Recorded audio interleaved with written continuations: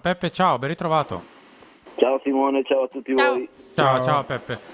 La prima domanda non è sul Milan, è sull'Italia. Dopo un po' di ore dall'eliminazione a cuore un pochino meno caldo, diciamo così.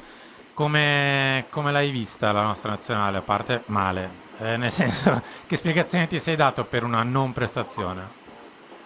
No, secondo me c'è stato un concorso di colpe a livello, cioè guardando l'attualità, secondo me è stata una nazionale che non valeva quello che ha dimostrato in campo, valeva sicuramente un po' di più, è stato sbagliato evidentemente un po' di preparazione, perché non è possibile che l'Italia perdesse due partite in maniera netta, una quasi persa, pareggiata al 98esimo con Zaccagni, e una quasi pareggiata se non fosse stata per Gigi Donnarumma che parava su Manai. Quindi sicuramente c'è stato qualcosa a livello di fisico e prestazionale. Probabilmente Spalletti ancora forse deve entrare all'interno bene del ruolo di CT e non di allenatore, perché è chiaro che cambia tutto. CT vuol dire selezionatore, vuol dire dare pochi concetti e mettere i giocatori che conoscono determinati moduli nelle migliori condizioni, mentre allenarli tutti i giorni vuol dire magari a volte anche cambiargli un po', no, le caratteristiche. E poi penso che questo è un problema, poi c'è un macro problema che è un problema di sistema, ma ci vorrebbe una sede e ci vorrebbero ore diverse per parlarne, cioè, non è possibile che vinciamo i campionati dall'Under 15 all'Under 20 in tutto il mondo e poi si inceppa la macchina, si blocca il sistema e questi ragazzini che vincono ovunque, in Italia e in Europa e soprattutto nel mondo, riescono a sparire completamente, o forse li vediamo a 24 anni in Serie C. Evidentemente c'è qualcosa che non va a livello di sistema, è impossibile, abbiamo disimparato a giocare a calcio, molti dicono c'è la PlayStation, ma la PlayStation c'è anche in Francia, in Spagna e da tutte le parti del mondo. C'è qualcosa a livello organizzativo che dal 2010 secondo me non sta andando, sono 14 anni di buio, a parte la parentesi del 2021 che ci ha portato a vincere l'Europeo grazie a dei giocatori che erano al massimo della condizione in quel preciso momento: Chiellini, Bonucci, Verratti, Jorginho, Barella, Donnarumma, Alessandro Florenzi e Spinazzola, lo ricorderete l'Europeo di Spinazzola, quindi purtroppo è così, speriamo che ci rialziamo presto, perché quello precede i club, quello precede tutto, ecco, è una tristezza vedere l'Italia in quelle condizioni. Eh sì. Io Peppe invece torno un attimo al Milan, volevo chiederti se ti aspetti qualcosa in questa settimana pre-raduno che sarà lunedì. Io penso che qualcosa potrà avvenire nella misura in cui cioè io vedo il calcio. L'altro giorno eravamo con Gianluca Di Marzio, eravamo a Berlino e commentavamo proprio questo, come non ci, a parte qualche squadra con qualche micro movimento, qualche squadra, per il resto sono tutte ferme. Evidentemente c'è un problema legato soprattutto ai Saudi Arabia, che finché non sbloccano alcuni budget non muovono il mercato in Inghilterra, non muovendo il mercato in Inghilterra non si muove quello italiano. Secondo me coincide questo, coincide l'europeo in corso. È chiaro che tutti adesso, chi segue il Milan, chi tifa Milan, si aspetta qualcosa, soprattutto a livello numerico, perché al momento la situazione, soprattutto in attacco, io penso al giorno del raduno ci sarebbero e ci saranno pochissimi giocatori a disposizione, soprattutto a livello offensivo. Quella è la cosa che preme maggiormente. Guarda, se sugli altri reparti, difesa, centrocampo, numericamente tutto sommato sei a posto, in attacco devi fare qualcosa e devi fare un colpo grosso. Ma a proposito di questo, ti aspetti qualcosa lato Zirkzee a breve, oppure dopo l'Europeo, oppure semplicemente stanno aspettando che Chia torni a miti consigli? E guarda, ma là la situazione mi sembra abbastanza chiara, la posizione del Milan, e mi sembra abbastanza chiara la posizione di Chia. Chia secondo me potrà orientare il giocatore al Milan se altre squadre non faranno sul serio. Se altre squadre pareggeranno l'offerta dei 40 milioni di euro, in più daranno delle commissioni.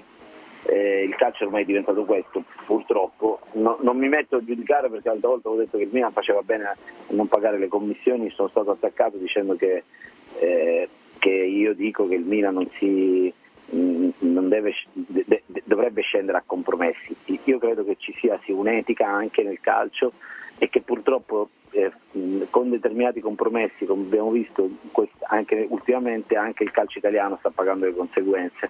Quindi Io credo, sono convinto, voglio pensare che il Milan abbia un piano A, Virze, un piano B e un piano C, ma devono essere tutti giocatori di primissima fascia, perché ripeto, se sugli altri reparti si può perdere del tempo e si può aspettare i mesi successivi, l'attaccante Fonseca deve lavorarci immediatamente, perché se no si rischia che fai la tournée estiva con Colombo e non va bene che poi l'attaccante arrivi il 20 del mese di agosto. Mentre sul centrocampo ti aspetti una piccola rivoluzione, nel senso che ci potrebbe essere una partenza di Benasser, Kisadli, l'arrivo di Rabiot, l'arrivo di Fofana, nel senso, pensi che possa essere un po' ricalibrato il reparto?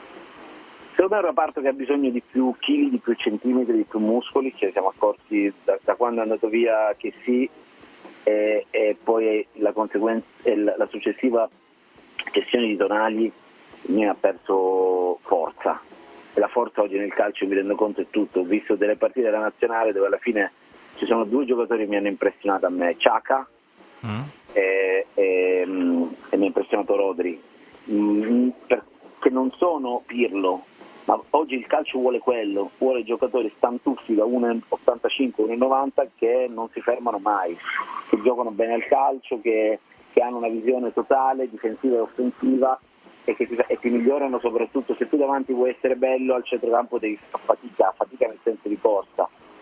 Non lo so se sarà una rivoluzione, perché secondo me poi non puoi rinnegare quello che ha fatto. I Reinders restano, chiaramente i Musa restano, magari uno tra Adli e Benasser, ma bisogna capire che tipo di offerte arriveranno, perché Adli l'anno scorso tutto sommato, per quello che è stato il prezzo del cartellino pagato anni fa, è stato molto utile, più che utile, però è chiaro che bisogna fare uno step. Secondo me, io mi sono accorto che le partite in questo europeo le vincevano al centrocampo le squadre, non solo in attacco. L'Italia era molto fragile, come vedete ha cambiato sempre interpreti, alla fine il risultato è stato questo, ha fatto giocare Frattesi, Pellegrini, Cristante, Barella, Jorginho, Fagioli, non ha mai trovato un equilibrio.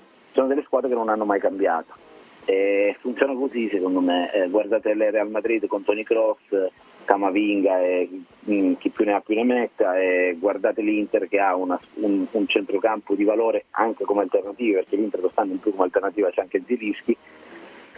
Il mio secondo me non serve tanto al centrocampo, perché Reinders secondo me il secondo anno farà meglio del primo, e Reinders per me è un giocatore di livello di prima fascia, si è visto anche all'Europeo, ha dei colpi da grande giocatore, ed è un giocatore equilibrato. Secondo me adesso serve un colpo di quelli, non so se sarà Fofana o meno, diciamo serve un altro che sia, un altro Tonali, qualcuno che dia equilibrio alla squadra. Le ultime due domandine velocissime, Peppe. La prima è se ti ha convinto Zlatan qualche settimana fa durante la conferenza stampa. È stata una conferenza non da Ibra, no? Io Ibra ero abituato a sentirlo, Ibra era talmente forte che non parlava mai in mix zone, parlava sempre a bordo campo a fine partita, perché lui le decideva le partite. E Ibra quando finiscono le partite, come tutti i giocatori del mondo, c'è l'adrenalina a 1000 e dai titoli, no? Sapete, Ibra alla partita di esordio a Cagliari 4 anni fa vince il Milan 2-0, segna un gol, lo ricorderete, segna lui e segna Leao, e lui dice io sono qua per vincere lo scudetto, che il Milan era settimo in classifica, ottavo in classifica, aveva perso soltanto 2 settimane prima 5-0 contro l'Atalanta, e poi aveva ragione lui. Ha fatto una conferenza stampa, io ho letto un po' di commenti, i tifosi, molto più equilibrata, una conferenza stampa evidentemente preparata. Secondo me non bisogna essere Ibra calciatori, cioè quello va bene quando sei un calciatore, quando diventi dirigente devi essere sicuramente più ponderato. Io guarda, non so se è stata una bella conferenza o meno, tutto quello che vogliamo. Io resto convinto di una cosa da 7 mesi a questa parte, che se Zlatan Ibrahimovic è sceso in campo, prima o poi farà Ibra. Non può essere un dirigente, una persona, un uomo del calcio come Ibra, che si accontenti di quello che a volte si vuol far credere, cioè che decide poco, incide poco. Io credo che prima o poi Ibra verrà fuori e vedremo se mi sbaglierò o se avrò ragione. L'ultimissima che ti faccio è invece su Fonseca. Secondo te la prima cosa che fa aprendo lo spogliatoio per rimediare magari a qualche errore del passato? Secondo me darà un po' più di equilibrio in difesa. Oggi di rientro da Berlino parlavo con un collega romano come Riccardo Gentile, mi diceva che negli anni di Roma era molto offensivo, faceva giocare bene le squadre, ma aveva poco equilibrio in difesa. però mi diceva che negli ultimi 2 anni a Lille non so se è stata una delle migliori difese, ma ha blindato la difesa, quindi ha migliorato il suo reparto, la sua organizzazione difensiva. Sicuramente serve maggiore organizzazione difensiva. Io sono convinto che la squadra che vedremo un minuto dopo la chiusura del mercato sarà diversa rispetto a quella che stiamo pensando adesso. Secondo me il Milan comprerà qualcosa di diverso, non sarà la solita il 4-2-3-1, sì, sarà il solito 4-2-3-1, ma già capite bene che se cambia un centrocampista o se arriva un terzino diverso o se arriva un tre quarti diverso o un attaccante differente, cambia proprio tutta la fisionomia del Milan. È chiaro che in questo momento sembra regnare un silenzio che da una parte non fa felice i tifosi, dall'altra parte io voglio pensare che ci sia una programmazione taciturna che prima o poi dovrà mostrare i propri frutti. È chiaro che è un'estate molto particolare, ma non lo è per il Milan, lo è per tutti. I conti si fanno secondo me all'ultimo giorno del mercato. È chiaro che con un allenatore nuovo secondo me sarebbe stato più utile dargli la squadra quanto prima possibile, però sapete meglio di me che con tutti i giocatori soprattutto impiegati agli europei il vero Milan il Fonseca lo inizierà ad allenare dall'inizio di agosto. Peppe, grazie, alla prossima Grazie a te, e buona ragazzi. settimana. Ciao, ciao, grazie. Ciao ragazzi. Ciao Peppe, salutiamo